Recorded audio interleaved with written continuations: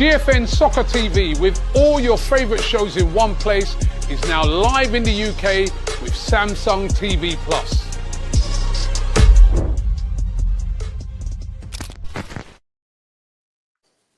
Ladies and gentlemen, boys and girls, welcome to the Marty and Ella show on AFTV, live tonight.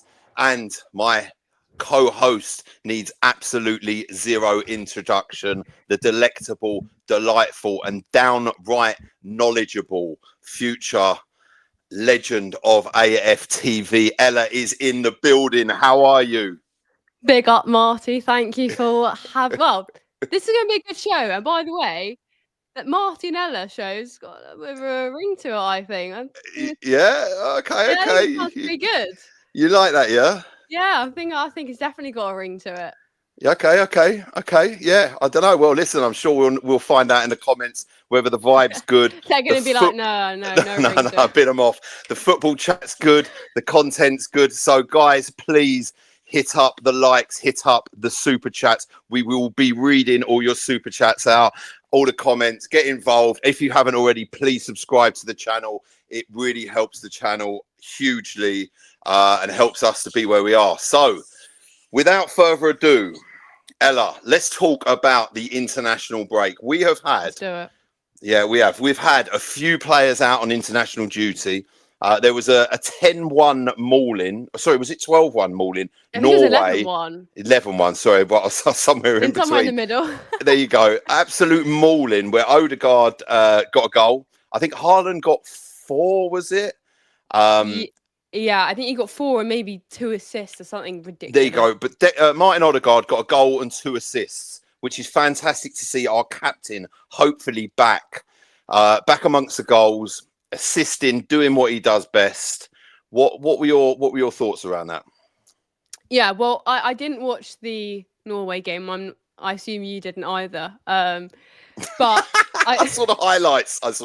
Did you? Yeah, I did. I don't know where they were streaming the game. I was trying to find it, so I was just like, I don't know if anyone is actually watching this game live.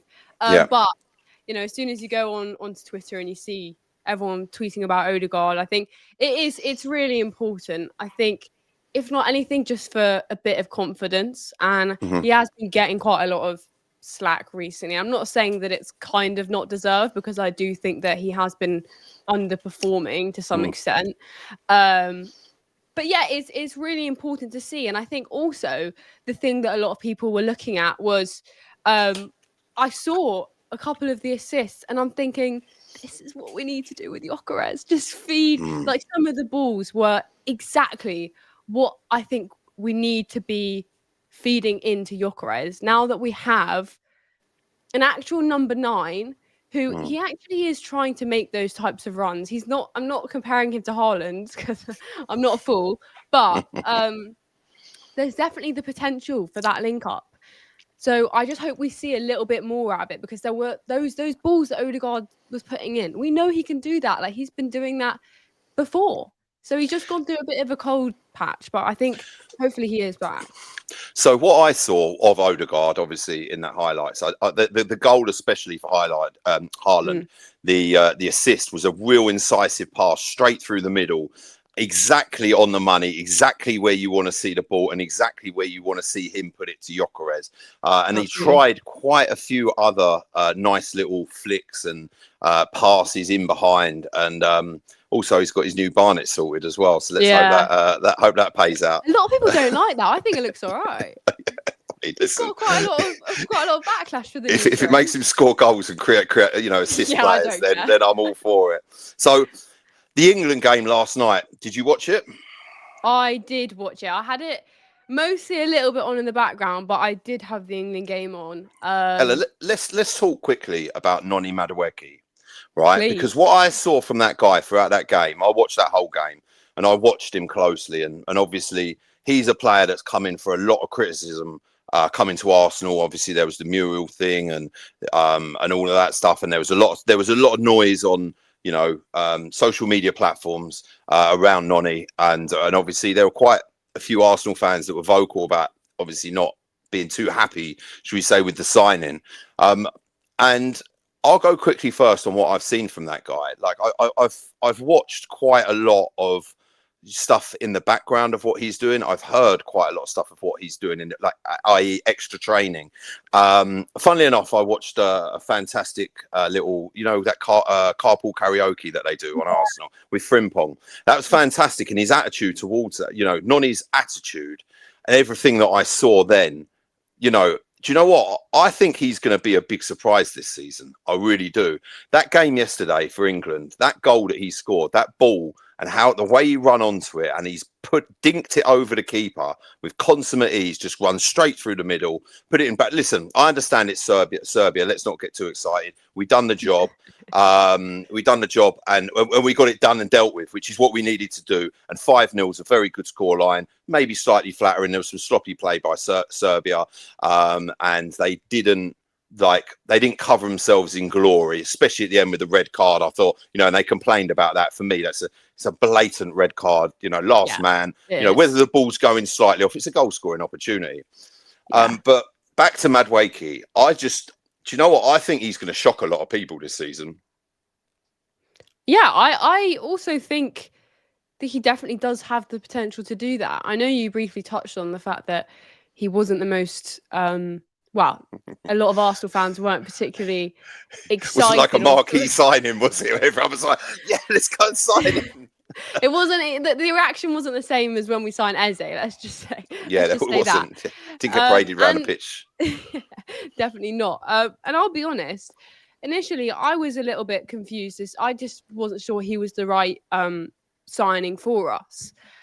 Saying that though, without a doubt, having that cover for Saka going into this season, we always knew that was going to be so important because he's just a player that cannot play every single game. He will get injured. He's already injured. We're 3 games in. He's already picked up an injury.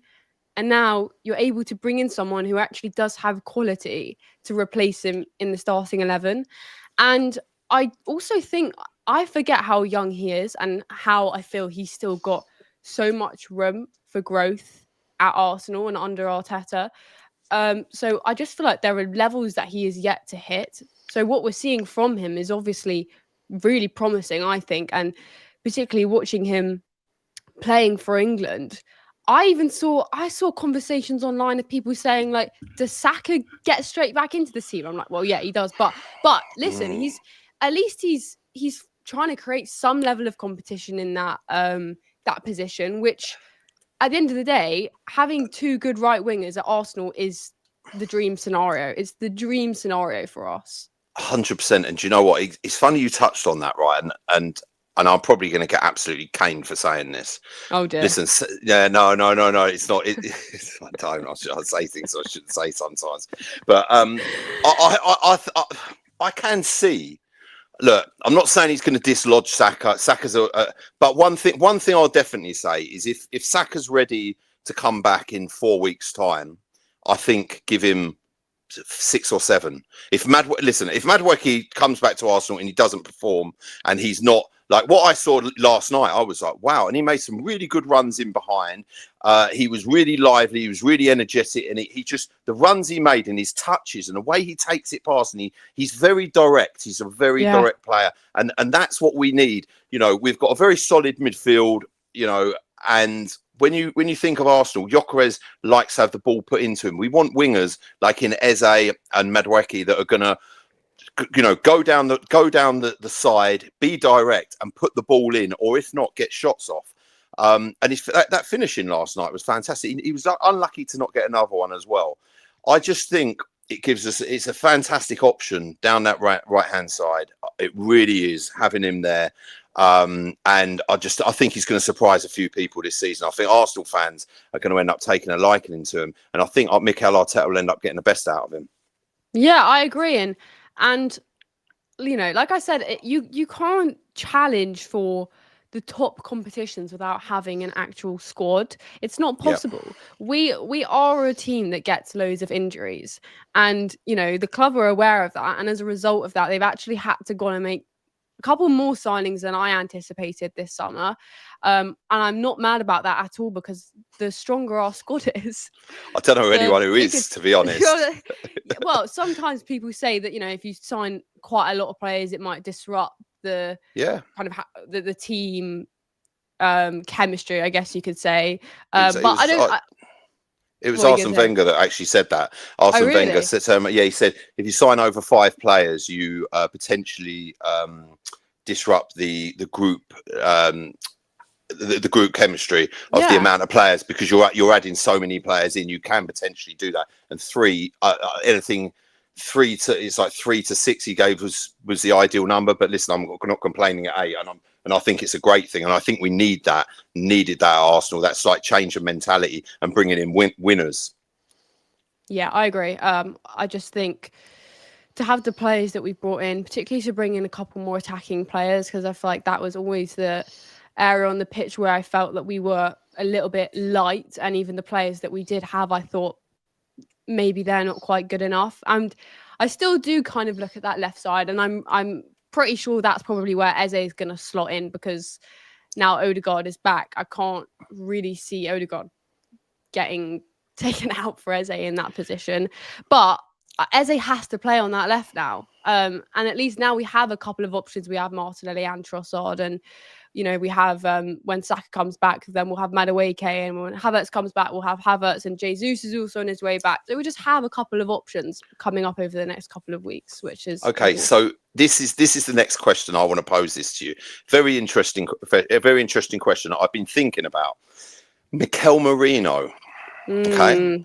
Right. Mikel Merino. Okay. Mikel Merino scored 4 goals in 2 games for Spain. And hear me out before you jump down my throat and people again hammer me, right? Look, if all of those 4 goals that I saw were absolutely the header, this is what we need, aerial play, the finish in the top left-hand corner, the finish, the finish from outside, near the edge of the box, it was like the Real Madrid game. Ridiculous. Yeah. This guy's clinical. Like, this guy is clinical. This guy scores goals. Don't forget, this is a player that's played in the 6, the 8, the 9, the 10 for Arsenal. And one thing about Mikel, I'm not saying, let's replace Odegaard with him, but the Spain national team, you've got to look at that midfield. You've got Zubamendi and Merino, who play together for Spain, and they play very well. Spain are no mugs. They are a top side. They absolutely demolished Turkey. I mean, listen, I'm not saying they're the best side, but they're a good enough side. And 6-0, okay, they took them apart, absolutely, like dismantled them. And like, is this now a Mikel Arteta finding a way to get the best out of Mikel Merino? Because without rewinding too far and going back to the Liverpool game, like when Merino came off, I thought our midfield was slightly weakened. And that's why the pressure got put onto Zubamendi, and that's why obviously he gave away the free kick. Before Mikel Merino is a high presser. He's physical. He gets involved. Is he as silky smooth as Odegaard? No, but is his finishing better than Odegaard? I don't know. That question's out there, because listen, class is permanent and form is temporary. I understand that, but Mikel Merino's form at the minute is good. Like, I understand international football is different from, club football, and I like that. But is this just a case of Mikel Arteta needs to find the best Mikel Merino? And is that could be an option instead of Odegaard in that position? And does it make our midfield stronger? To be honest, I mean, listen, obviously Arteta is a really big fan of Merino. I feel like he showed that even starting him against Liverpool. He showed the trust and the belief that he has in Merino. It's not even just belief anymore. We've seen what he can do. It's not like he's not delivering. Yeah. Do I think, though, that was the right decision for that Liverpool game? I still think no. I still don't think that was the right decision. I just still felt that midfield was a little bit unbalanced. So is that Merino's best position? Probably not. But having him as an option and to be able to rotate, and by the way, he is without a doubt going to get a lot of minutes this season. He is. He's going to get minutes in the league, in the Champions League, in all the other competitions we're playing in, because he's a trusted player within our squad. And we will need to make substitutions and rotate. So I actually don't really know what his best position is at the moment. A lot of people are calling to play Gyökeres and Merino up front together, which I'm not being funny. It's not the worst shout I've ever heard in my life. This is what I mean, and I know there's loads of people that will say, "Oh, he's useless, he's rubbish." Oh, that's a joke. I get it. I understand. I'm not. When we signed him, did I like the signing? Yeah, I did, and I did my homework on him, and I realised what he could bring to Arsenal. What I have seen from him since he's been at the Arsenal is a player that will do, one, what is asked of him, two, a professional player, three, an elite, high-level quality operator, and that's my own opinion. Other people say, "Oh, he's useless, he's wooden," and all of that sort of stuff, all that old jazz, and I get that, and that's whatever. That's someone else's opinion on him as a footballer, but I don't think that's valid is this is a very versatile player who's done everything that's asked of him, and he's done it to a very good standard. And that performance, when I see the performances he puts in, he does perform for me. He doesn't go missing in games. Does he slow down the midfield slightly? Maybe. Is he as silky smooth as Odegaard? No, he's not. Odegaard offers a very different option. And Odegaard, when he's at his best, like playing those incisive balls down to Haaland, is sometimes unplayable. He's absolute, elite level. He's fantastic. But again, it's getting the best out of him and finding a way that he is going to be that player. Yeah, Arteta just needs to figure out where Merino actually fits in, because listen, it's not going to be at striker. Like, I was having a bit of a laugh there. He's not really gonna play him up front, I think, unless Gyökeres and Havertz end up getting injured, and we are in a position where we actually need to revert to what happened last season. You say this. I have heard Arsenal fans honestly saying this play it as a 4-4-2 with Mikel Merino second to Gyökeres. I have heard it. It's not. I've seen it too. I don't think it's going to happen. I don't. When Merino scored his hat trick, what was it? Was it last night or the night before? A couple of days ago. He was playing in midfield. He wasn't playing as striker, so we don't need him to play as a striker to score goals for us. Yes, he did score goals for us when he was playing further forward naturally, but that he doesn't need to be playing up front. He will make an impact within our midfield. So listen, like I said, I think it is just about Arteta finding the right way to utilize him in our midfield. And having that right balance in midfield is really important. Like, coming back to that Liverpool game, because that balance wasn't right with the players that we had with Rice and Zubimendi as well. So he's just got to get that balance right if he wants to then play Merino. Because one thing, I just brought up his statistics as well and his honours. Like, for Borussia Dortmund, he won the DFB-K Pokal in 2016-17. For Real Sociedad, he won the Copa del Rey in 2019-2020. Spain under-19, the European under-19 Championship in 2015, and the under-21s, he won that in 2019. Spain Olympics silver medal, the UEFA European Championship in 2024, and a runner-up, UEFA Nations League 22, 23, and a runner-up in 2021, 24, 25. He was in La Liga Team of the Season, La Liga Player of the Month. Like, this is a player that can do it and has won stuff. And I just think, this season, I'm not saying does he go straight into the starting 11. I just think it's an interesting question. So a few people have called me absolutely crazy for even suggesting it, but then I've got that from other people suggesting that, if that makes sense. So next one, I hear what you're saying. Declan Rice. Did you that again? This guy is just a performer. That just performs on every level all the time. When I watched him yesterday for England, what a player. What a player. I've literally I don't think I've ever really seen Declan Rice drop any performance lower than like a 7 out of 10, because he's just so consistent. Like, even if he doesn't really have a good game, he's usually the best player within our side. If everyone's having a bit of a rubbish game, he is usually still a standout. And I think that's his work rate on the football pitch. He's just incredible at what he does. And, you know, we're basically turning England into set piece FC as well. So that set piece for that goal was that free the corner that free or kick. the free kick? Well, which one? Both. Everything. He just puts the ball on the money every time. And do you know what? He's a player that I love watching for his work rate. He leaves it out on the pitch every time. At the end of when he comes off, he just looks absolutely like he's just left it all out on the pitch, and I love that about him. I really do. I think it's fantastic. He's an incredible player, and I genuinely believe that he was worth every single penny, if not more. And I think, you know, we've seen a lot of players go for, well, I say a lot. We've seen quite a few players now go for over £100 million, and I think sometimes those players haven't necessarily lived up to that price tag, and it is a huge amount of money. But for me, I mean, Declan is he is probably a future Arsenal captain, and I think future England captain for sure. So funny you say that. I'm going to come on to something that Tony Adams said about Odegaard and Declan Rice.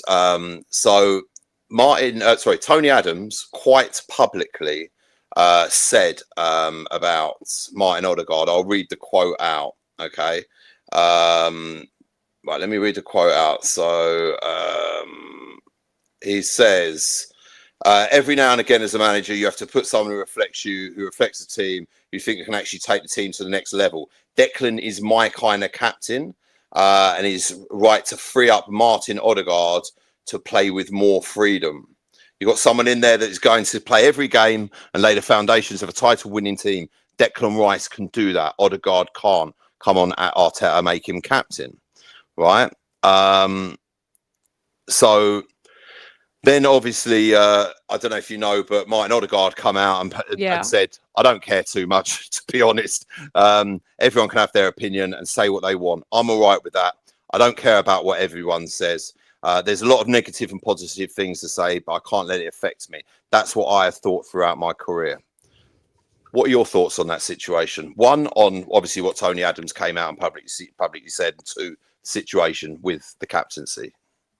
Yeah, well, this stuff happened, I think it was like a month ago or so. And I remember when it first came out, I was like, has he potentially got a point? And the more I thought about it and the more I listened to it again, I was just like, I don't actually really know why he feels the need to say that. I'll be honest. I suppose he does have every right to make a comment about Arsenal, and you know he is an Arsenal legend.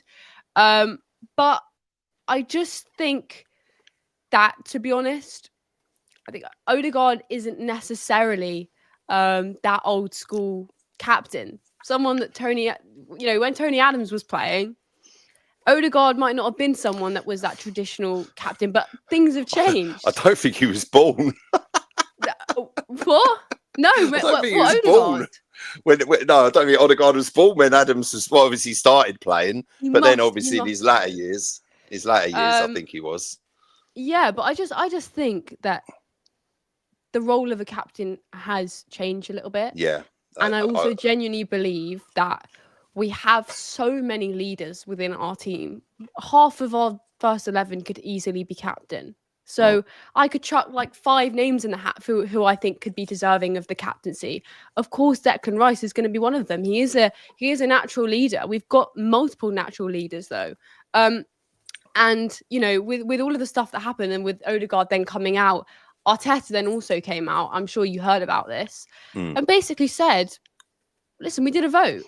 As to who the guys wanted to be the captain, and Odegaard won it unanimously with flying colours." Like, So I genuinely believe if the players didn't feel like they wanted him to be captain, no, definitely, then that would have been sorted out. I think, look, if Odegaard wasn't at the club or he wasn't captain, I think then Declan Rice is the obvious natural choice. But to reassign the captaincy now is obviously going to be difficult, and it could change some dynamics in the changing room. Oh, it would 100%. You know, maybe if we don't win anything by the end of the season, might be something to be looked at. But I think that if we don't win anything this season, I think Arteta will be looked at anyway And then obviously if a new manager were to come in, then maybe he would then look at that as well. Quick super chat. Anfield crowd. Arsenal players shine for their national team, not Arsenal. What do you think, Ella? I mean, I think we've been doing pretty well recently, the club. So, yes, we have. I mean, listen, we talk about players like Declan Rice and Odegaard and Merino, who are still consistently good for Arsenal as well. It makes me happy to see them doing it on both an international and club level. But these aren't players we're looking at that we're not like shocked. I mean, Merino scoring a hat trick is a bit shocking because it's like, wow, that's incredible. But we're looking at Declan Rice having an amazing game. Standard. Yeah. That's what we expect from Declan Rice, because we know he's an absolute, he's so consistent. He's one of the best. So yeah, I don't know. I don't know if that's really entirely true, but so quick change of subject before we come on to the impending early kickoff on Saturday at 12:30 against Nottingham Forest, which we will go through that stuff. I know you are heavily into the WSL, and obviously, the Arsenal kicked off on Saturday with an emphatic 4-1 victory. They actually went 1-0 behind. I watched the game. I do like the women's game. I think it's fantastic. It was a great atmosphere at the Emirates. I love seeing that. And it was against London City Lionesses, and it was a great game. And then obviously Olivia Smith comes in and scores an absolute banger on her debut for £1 million. She got bought from Liverpool for £1 million signing, and to score on her debut. It's fantastic. And then obviously Chloe Kelly pops up with her goal. And, what did you think of the game? Yeah, well, I just want to start off by talking about the attendance, because I was actually at the game. Right. And they'd sold all of the lower half and quite a lot of club. And then they sold like a third of the upper tier. And I think the attendance number was close to 40,000. Right. I looked at, they don't release all of the attendances for the other games, but I saw online, because I was watching some of the other bits in the other games, Arsenal are levels above any club in the WSL. Any club, I would actually argue to say any other women's club. The support, the fan base of this women's club is I've never seen anything like it. I don't know what it is about Arsenal that they've managed to get such a dedicated and growing fan base. But it's really weird, because I look at Chelsea, who are arguably one of the best women's teams. It does help, Ella, when you're European champions. Oh, well, it does help. We are European champions. But it's incredible. The support is absolutely incredible. To talk about the game, I mean, I was a little bit nervy. The first 20 minutes were really shaky. To be honest, the girls looked a little bit half asleep. And then we actually ended up conceding. It was Katie Reed, who, by the way, she's 18. Renee is trusting her to start in a back line for Arsenal. So it's a little bit of inexperience there. But ultimately, I think she had a great game, other than conceding a penalty. And we ended up scoring 4 goals. And we actually never looked like we were going to lose the game. We conceded, but from that point on, it was flying. And you mentioned Olivia Smith. It was funny because Renee was actually swapping Olivia Smith and Chloe Kelly on the right and left a little bit. Oh, was she? Yeah, a little bit. And she moved Olivia Smith over to the left-hand side. And I'm pretty sure that's when she scored her goal. Right. She's left-footed, I'm pretty sure. But yeah, I mean, to talk about London City Lionesses just briefly, because they've just kind of hopped onto the scene. They're newly promoted, but it's safe to say that they're not really moving like a newly promoted club. They've just broken the record for the most expensive signing in women's football, and that was Grace Guilloro from PSG, who didn't feature. I think it was too close to deadline day. They couldn't get her contracted and all that in time for the game, but their owner is incredible. She's showing real ambition in the women's game. She owns a couple of other clubs as well. Lyon, who are notoriously, I think, the most decorated in women's football. They are, along with Barcelona. Yeah, and then also a team in the NWSL. So it's really interesting to see what London City Lionesses will do. I think a lot of people expected this game to be quite tricky because of the ambition that they've shown as after getting promoted at the end of last season. But Arsenal did what they had to do. And just to touch on Renee as well, she actually broke a WSL record herself, becoming the first WSL manager ever to win their first 9 home games. So she's absolutely smashing it at Arsenal, and this will be her first full season, so it'll be really interesting. They did nearly concede a second as well with a fantastic looping shot over Doncella, which hit the post. It was a cross or a shot, but she'll play. I think it was a cross, but I don't know. Was it? I think it looked like a shot. It honestly looked like a shot. It looked like she's clipped it over her, and it's just hit the post and gone out. And it was unlucky. I thought, to be honest, I thought it would have gone in the back of the net. I know. I mean, obviously she'll claim it, right? Absolutely. So, a great outing, great bit of action, and good to see them. And European champions, fair play to them. Now they brought out the trophy as well. Oh, did they? Yeah. Of course, you got to, wouldn't you? You got to. So, brings us on to Nottingham Forest on Saturday, which will be covered by AFTV outside the stadium after. Beforehand, we are doing the match preview starting 11. There'll be plenty of content coming out. Please check that out with a variety of AFTV members on that. So, your thoughts? Obviously, listen, it's been a bit of a... Nottingham Forest, interesting. Obviously, Zinchenko's gone there. We've had Edu, he's gone there. And now Big Ange Postanoglu, he's gone there as well with his Ange ball. Mate. So, I don't know whether it's a good thing that we're going to be facing Ange ball, which is just, they can just get opened up and absolutely hammered at any given moment.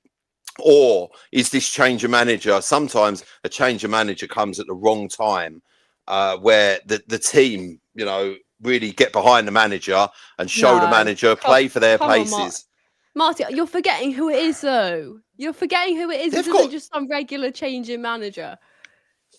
It's Big Ange. Yeah, come on. But no, listen. I understand it. I completely back Arsenal. And I do to get the job done. But Forest have got a good team. Don't forget their keeper won joint Golden Glove with David Raya last season. They've got Chris Wood up front. He's a good player. If you look at Forest's starting 11, I'd imagine that Ange is going to go with a 4-3-3 as he usually does. Listen, pretty much like Mikel Arteta. Obviously, Zinchenko won't be able to play on the left-hand side. They've got, obviously, Sells in goal, Murillo, Milenkovic, centre-backs. That back four was really good for them last season. Obviously, they've added Zinchenko, who I said wouldn't be able to play. In the midfield, they've got Douglas Luiz, they've got Gibbs-White, Anderson. Douglas Luiz, I remember Arsenal were looking at him a few seasons ago. He's a very good sign. He's a very, very good player. And then Ondoy in the right, Wood up top, and Hutchison, Omari Hutchison, who, was at Arsenal as well. He was indeed. I do. Yeah, I know his dad, actually. He's a really, really, really nice guy. But it's an interesting game, I think. 12:30 kickoffs. It's an early game. And anything can happen, right? They do have a good team. I really do think they do have a good team. But the reason why I don't think that this is a good appointment is I just don't believe that Ange's football suits the Premier League. It just doesn't. You can't play suicide football in the Premier League. High line suicide football. That's what it is. That's absolutely what it is. Let's not get it twisted. He tried to take a version of Alex Ferguson's you score 3 and we'll score 4. Yeah. But it's just like, we're just going to try and score goals, and we might not score some goals, and we'll probably concede loads of goals. Yeah, they'll just end up conceding 3 and scoring 0. Like, I'm really sorry. I mean, I just don't think Ange is the right appointment at all. And by the way, I feel really, really bad for Nuno. I actually do. Obviously, there was some sort of, something went wrong. Needle. I don't really know. Something. It must have been Marinakis and maybe Edu as well. I don't know whether he fell out with both or just one or whatever, but he did an incredible job at Forest. Like, a really, really good job. And Nottingham Forest were this close to qualifying for the Champions League last season. It's crazy. I think it was from what I've heard, is when Edu come riding into town, like the sheriff of Nottingham, and and I think that's where it went wrong. And from what I heard, there were differences. Obviously, he did it at Arsenal. He brought Zinchenko in on crazy wages, and then he's gone to Forest and he's done the same thing. That's like suicide wages. I know. It's like we were trying to get rid of Zinchenko to loads of different clubs, and it was like, Edu's comes to the rescue. No disrespect to Zinchenko. Listen, love him as a player. Best wishes to him, and I'm not being disrespectful to him at all. And I really wish him well, genuinely. But obviously we are stacked in that position, and he's not getting no game time if he would have stayed. No, look, he needs to move on. He needs to play. He's a good player, and I think it's a really good move for him, if I'm honest with you. But thanks to Edu for that. And then obviously you go and get the manager who lost 21 or 22 games last season in the Premier League. Getting relegated, by the way. Yeah, do you know what? It's funny you say that. This is also the other thing. They could just be buying him, this suicide football, as you said, to end up going straight down the trap door, because you lose 22 games in the foot. How do you hire a manager that has lost 22? Do they think that he's going to win them some sort of silverware because that's what he does? That's the exact reasoning they put in their statement, because they're hiring. But that's in his second season. Do you know what? I'll tell you what he'll be. I'll tell you exactly what he'll be winning. No, it's in his second season. He came out, didn't he? He said, I win stuff in my second season. Right? Yeah. I'll tell you what he'll be winning in his second season is the championship playoffs. That's what he'll be winning in his second season, his championship playoffs. But in all seriousness, I actually think that they could be in trouble, and I think they have a really good team. He's just not the right manager at all. Like, he is going to just slowly take them down the table, I think. But then he goes and proves you wrong and wins the Premier League. Imagine that. God forbid. No, I doubt it. I find it fair. But so that game's going to be interesting. Obviously, Ange comes back. Obviously, he's going to be, I'd imagine, hated by a lot of the Arsenal faithful for booze. Probably. I mean, he was Tottenham manager, but then also, I mean, he kind of done, nearly relegated Tottenham. So, but he didn't, unfortunately. We can only dream, but that's going to be interesting. How do you see, like, Arsenal? What is the team that you would want Mikel Arteta to put out on Saturday? Am I going through the starting 11? Let's go through the starting 11. Let's go through Ella's starting 11. We can see if we have any disagreements here. Okay, let's do it. So let's do it off the top of my head. Go for it. Obviously, we got Raya, Timber, Calafiori, Gabriel. This is an interesting one. Is he going to play Mosquera or Hincapié? That is going to be an interesting one. So I think, listen, after Liverpool, you can't not play Mosquera. I agree. I think he's earned the place. Do you know what? I wouldn't mind seeing after 60 minutes Hincapié. I wouldn't mind seeing him. I don't know how settled he is or whatever Arteta's playing. But again, another player I've done quite a bit of homework on and watched him, and he is a ball carrying, intense, likes playing as a centre back, left back. That's his preferred position, and moves quickly. He's dynamic. He's heavy duty as well. And I another very interesting signing. A lot of people have said he's going to be a fantastic signing for us. I think you go with Calafiori because obviously how he's played. Yeah, Mosquera, Gabriel, and Timber. that back four. And Mascara, you can't leave Mascara out of that side. You know, covering for Saliba after the job that he did for Liverpool, and it will be interesting to see, you know, how he does as his first start. His that will be full debut, as it were. I think in terms of the other positions, midfield. Let's go into midfield. Let's dive into midfield. I think. Don't tell me you're putting Mikel Merino in as a number 10. I'm not. I think it's got to be Rice, Mendy, Odegaard. Okay. I think it has to be. We have to go with our strongest 11 for all games, really. And then front three, I'm going Madueke, Gyökeres, Eze. Oh, that sounds a bit naughty, actually, like when I say it out loud. Yeah, it does, doesn't it? Yeah. It sounds pretty dangerous. With what you've got behind it, I think that's the team that I would set out. And like you say, I want to see Eze's home debut. I want to see, I want to see this, and I want to see how he combines with Gyökeres. I want to see how he combines with Madueke, and this could. Listen, one thing I was dreaming of. This could be another Leeds demolition job. You know, I'm hoping for. It'd be nice to get the goal difference up as well. We can only dream of 4, 5, 6s, and you never know. You never know, do you? It's gonna be. There's no such thing as an easy game in the Premier League, as we all know. But have we caught Forest at the right time? Well, listen, Ange has a very bad record against Arteta. Shock. But he's got a very bad record against most of the Premier League. Ella. Yeah, most clubs in the Premier League have actually got at least one win against him. So, but yeah, he actually has not won a game against Arteta. So I'm not feeling like we're going to have some shock result and return to the Premier League, beats Arsenal, and his return to the Premier League. No, it can't happen for me. I just don't see how that happens. No. You cannot see that at all, no? No, but the way that you keep asking it makes me feel like you can see it happening. Do you know what? Do you know what?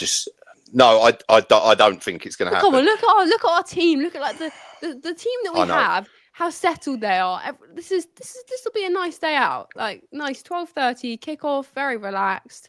Get the job done. Go back home. Early kickoff. Get it done. Get back, enjoy the rest of the weekend. 3 points in the bag.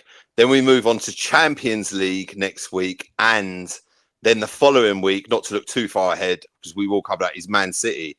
We've got some football now after this international break. We've got another month of football. There's another international break. I believe it's the weekend of the 6th or 10th of October.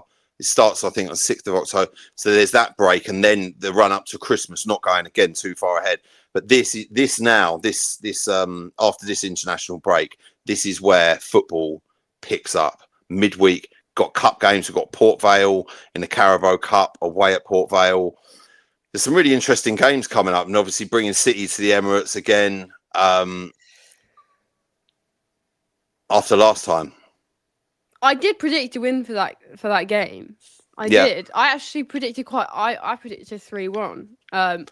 But I just feel like City will always be City, and they'll always have that just threat win in them, regardless of how they're playing.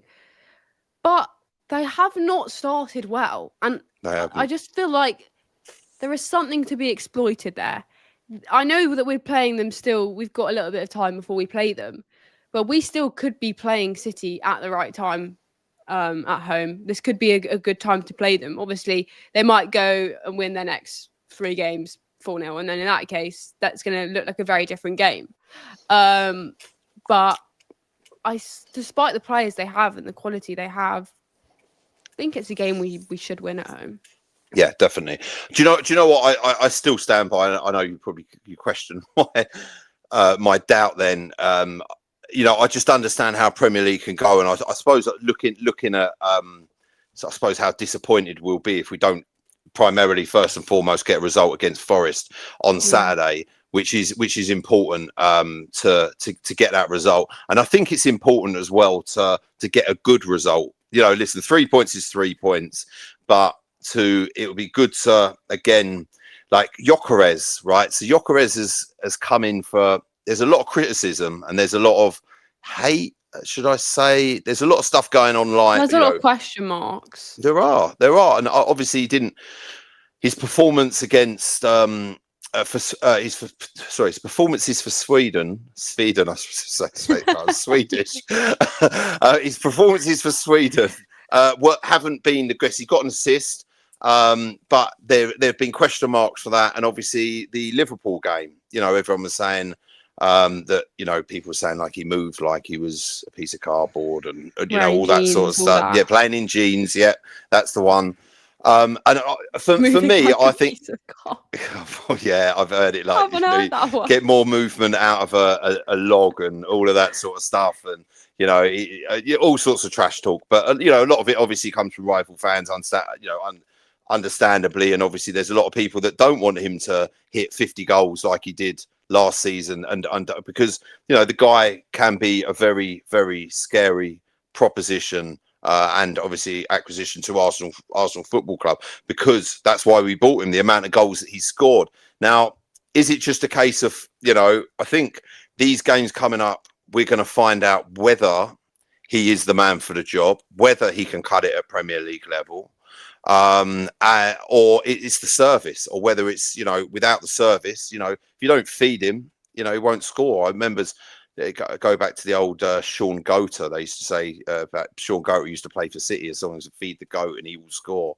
And I always remembered that. And it is with strikers, you need to put certain balls into them. You need to give them the service. Otherwise, they can be isolated, especially playing up top on your own. Yeah, I completely agree. The main thing is we need to actually create some chances for him. I mean, listen, he created that Leeds goal completely on his own. Like he really did. He made that goal and then scored it. So we know he can do that as well. But Odegaard and I think Eze will be really important for providing some service. There were a couple moments in that Liverpool game where, not to really pick anyone out, but there was a couple Martinelli moments where I felt like the ball was there and he either wasn't really reading it or hesitated, decided not. Yeah, took too long. Listen, playing with Gyökeres as a striker is kind of slightly different to anything that we've really been used to playing with before, because Kai Havertz isn't really that like hitman striker. He's slightly different. So I think naturally the players will need to adapt to kind of understand how he plays, and then how he's going to, you know, how Gyökeres is going to have discussions with them and say, this is what I want from you guys. So this is going to take time, this kind of relationship between Gyökeres and everyone else in the team. And I understand that when a striker like that joins the Premier League, there's a sense of urgency, or, you know, fans are impatient. And I get that, I do, because, you know, everyone wants to see their striker hit the ground running. But it doesn't always work like that. He didn't really have a proper preseason at all. I think for the first couple of games, I think he's been at 70%, 75% even. He's not at 100% even full fitness. So he actually is going to take a little bit of time. I genuinely believe that. I think he will be the right striker. It just needs a little bit of time.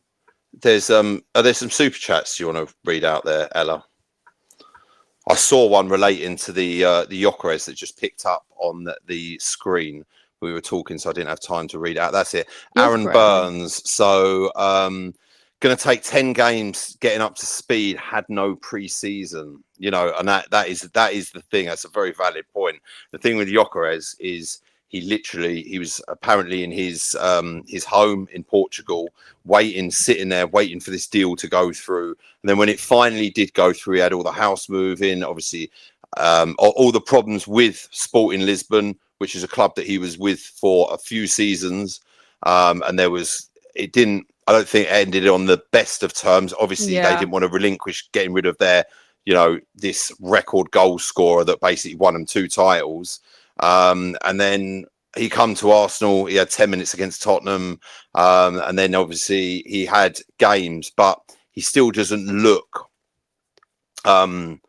He doesn't look 100%. I think the international break might have done him some favours. I think it's going to be good to get confidence going early. I think the Nottingham Forest game could be a good game for him if he gets a goal. And I think it's finding a way to play with him. I think starting Eze instead of Martinelli, I think Eze definitely deserves that, and I think we will. I think we will see. I will see him getting unlocked with Eze and with Madueke. I really do. I'm excited by that. And obviously, listen, if hopefully Odegaard comes back from international break, rejuvenated, fresh, ready to rock and roll, and starts putting these incisive passes through to Gyökeres, and he starts banging them in for fun. It's worth mentioning as well that I genuinely believe that if Kai Havertz didn't or wouldn't have gotten injured basically straight away, I don't know if he would have chucked him in the way that he has. Gyökeres, I think, was Havertz fit on the first? He was fit against United, which, to be honest, I was actually even quite surprised about that. I thought he might start Havertz. But even for the other games, I'm not sure his plan was to throw him in the way that we've kind of had to because of Havertz's injury.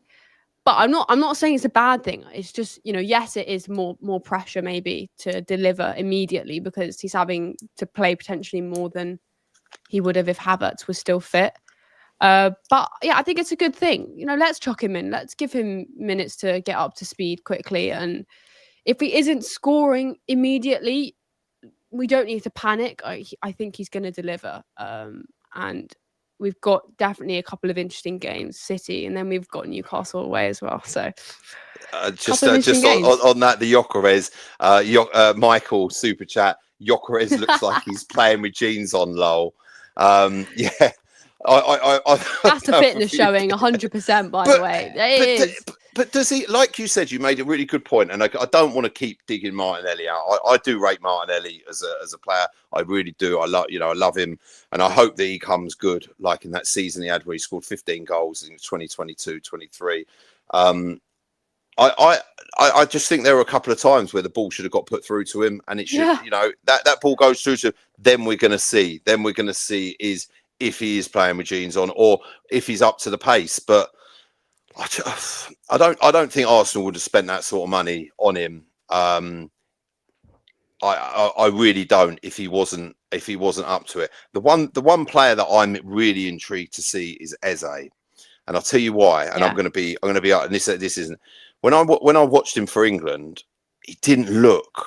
When I watched him for Arsenal against Liverpool, he came on, he was fantastic. And this is the thing with international football, is it doesn't always replicate what is going to happen at the club at all. You're playing with different players, you're different manager, different systems. But he did look in that, when he played for England, he did look a bit out of sorts in that number 10 role. Do you think that's fair to say? Yeah, and I have also seen a lot of people say the same thing, which is weird because I genuinely believe that is his best position. Yeah.